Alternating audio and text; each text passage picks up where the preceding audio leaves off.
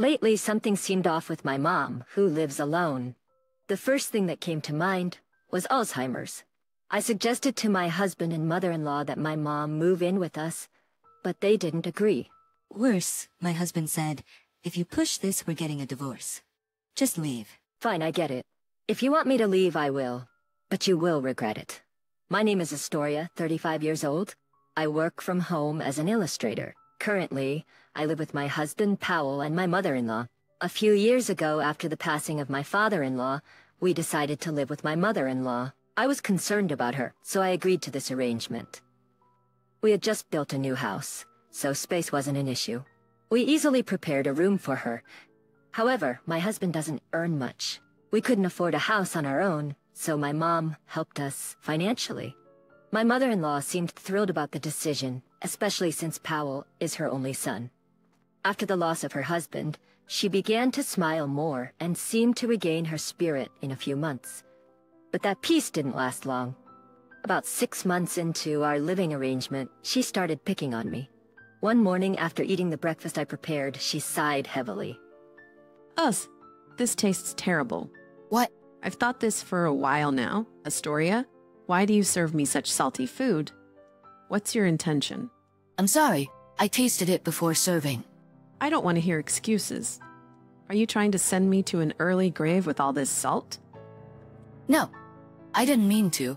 And when I'd be working in my room, she would barge in without knocking. Astoria, stop hiding in your room and do some housework. But I'm working right now. What? Sitting at your computer and drawing isn't work. How is that a job? This is my job. Yes, I draw, but it's not just for fun. Don't talk back to me. If you do, I'll tell Powell you're neglecting your duties. That's not true. But that was just the beginning. She even started asking me for money. Just $500 will do, Astoria. I can't afford that right now. Stingy. Aren't you earning money with your computer? It's so cheeky of her to mention earning only when she wants money. In the end, I gave in and handed her the money. This went on for a while, and with my work suffering, my frustration grew. I couldn't take it anymore and decided to talk to my husband. Hey, pal, can we talk? What? I just got back from work, and I'm tired. That your mom? What about her? She interrupts my work daily, complains about the chores, and even asks for money. I can't get any work done, and it's really stressing me out. He looked annoyed and responded sarcastically. You know, you don't have to consult me about every little thing. What? When Mom acts like that, it means you're not doing your job as a wife. Right? It's your fault. Besides, she's a housewife. Why can't you just give her some spending money willingly? Wait a minute. I do all the housework. And why should I be the one giving her money? Because if you were doing the housework properly, she wouldn't be upset. Understand that. Think of the money as a token of gratitude. It's a fee for her guidance on your poor housekeeping. That's not... I was dizzy from my husband's unexpected words.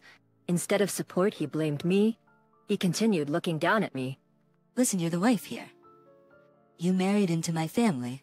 Just listen and do as you're told. Quiet. Mom has been a housewife longer than you. She knows more. Her word is law. Got it? From now on, if you upset Mom, I won't forgive you. Just do your job as a wife perfectly. Understand? With a face like a gargoyle, he stormed out of the room. Tears streamed down my face. Why is it always me? Why am I the one being blamed? We started living together thinking it was a good thing, but I never expected it to turn out like this.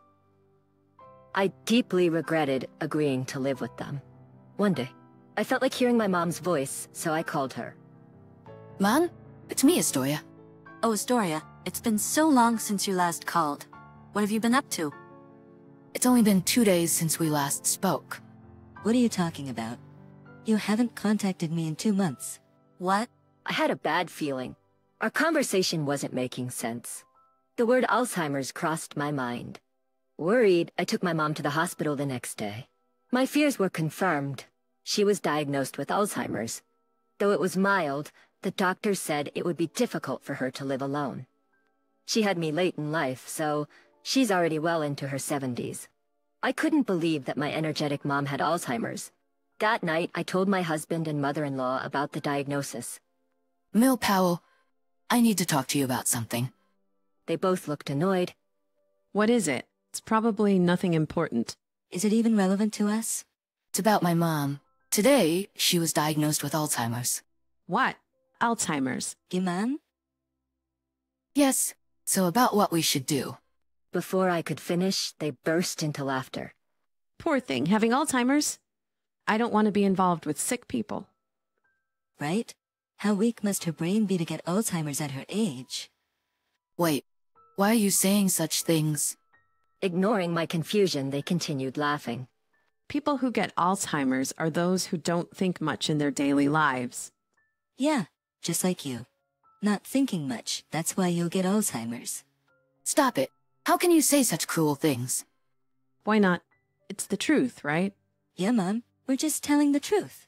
This is too much. Everything went dark as their cruelty overwhelmed me. You're not thinking of taking care of your mom, are you?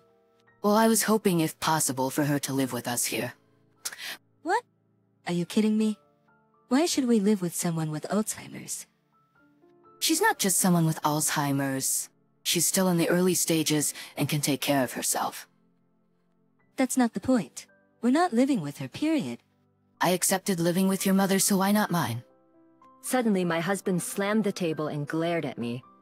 Don't compare a healthy person like my mom to your sick mother. Got it? I will never agree to live with her. But if something happens to her, I'll regret it forever. I don't care about your regrets. You married into this family. Just listen to us.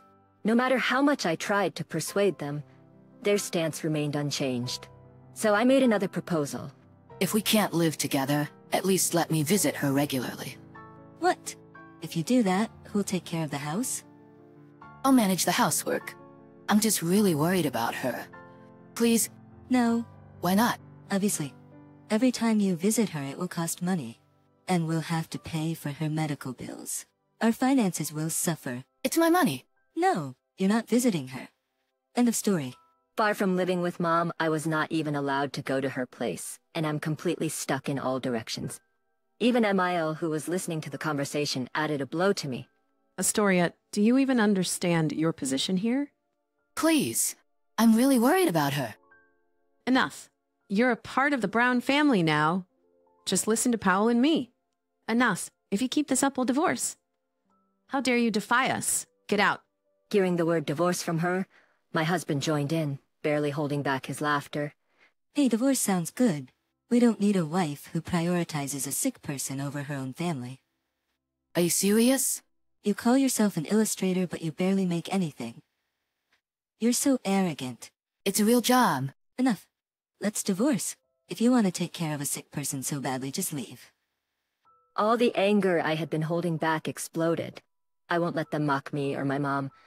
They're not my family anymore. If that's how they feel, I'll leave. With my mind made up, I told them. Fine. If that's how you feel, I'll leave. For a moment, they looked shocked, but then they smirked. Good. Do what you want. Just leave quickly. I never thought you would leave on your own. I'm so happy. I'll pack my things and go back to my parents' house. Send the divorce papers by mail. Sure thing. I'll get them from the courthouse tomorrow and send them right over. This is perfect. Just my lovely son and me living together. I'll go pack my things now. Hurry up. We're having a party with Mom tonight. Sounds great. Let's go out for steak. This family is done. Watching them celebrate, I quickly started packing. Soon, with the two of them smiling broadly, I left that house behind. A few days later, I received divorce papers from my husband, which I promptly signed and submitted. When I told my mom, she looked apologetic. I'm so sorry, Astoria. This is all because of me. Don't be silly. I feel so much better without those terrible people as family. When you first mentioned living together, I was actually worried. That mother-in-law, she's a bit off, right? I should have stopped the construction of the new house more firmly. I'm truly sorry. Don't apologize. I'm happy now, living here with you. Astoria, thank you so much. So is that matter all settled? Yes, it's all good. I'm already on it. I showed her the documents, and my mom smirked mischievously. That's right. I won't let it end with just a divorce. My revenge is just beginning. 2 weeks later, just as I expected, I received a frantic call from my husband. Hey, what the hell are you thinking? What do you mean? You know what I mean. I got the house sale documents. You sent them, didn't you? Yes, I did. It's all written there. Any problems? Don't play games. Selling our house. I'll never allow it. The first thing I did after divorcing my husband was to sell the house we lived in with his mother. He seemed to have forgotten about the time we built the house and angrily confronted me. Why can you sell that house? It's ours. Ours? Really? It's our marital property. We're divorced, so we need to split the assets fairly. His absurd claim made me burst into laughter. Are you kidding? Split assets? Don't make me laugh. What's so funny? Do you even realize why we were always short on money? That's because you never earned enough. I never earned enough. You're wrong. What? I had to give money to your mother almost every day. That's why my savings are almost gone. If we were to split assets, I would just take half of your savings. You're joking, right? It seemed he didn't know that my savings were almost depleted. Still, he persisted. But we have the house. Our house. I told you I'm selling it. You can't decide that on your own. My mom and I live here. If you insist on selling, give me half the sale price. Remember when we bought the house? My mom paid for it in full because we couldn't get a loan. Did she? Yes. At that time, I wasn't earning much, and you had just changed jobs with a low salary. My mom paid for the whole thing. I recently checked the property deed with her. The house is in her name. Oh, I remember now. I left everything to you. Everything to you. I thought so, but now you understand, right?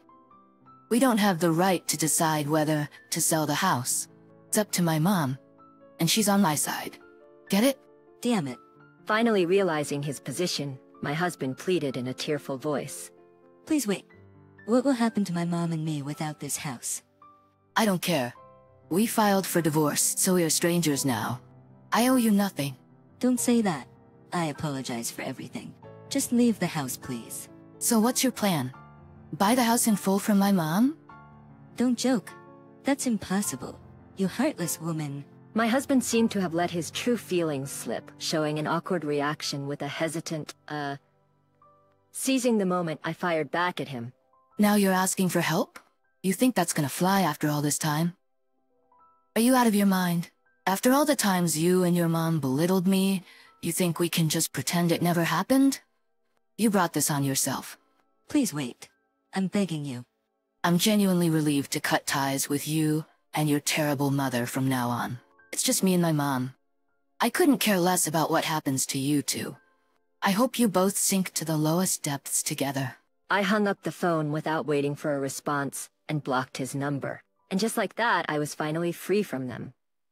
Later on, I heard they moved out of their house and started living in a cramped apartment. With his meager salary and his mother, who had only ever been a housewife, their downfall was easy to imagine. Now his mother apparently works a hectic part-time job at a supermarket. On the other hand, my mom and I are living peacefully. Thankfully, her Alzheimer's is still in the early stages. However, I know it's going to get tougher in the future. That's why I want to spend as much time as possible with my mom, my only family. I've made a promise to myself to cherish every moment I have left with her.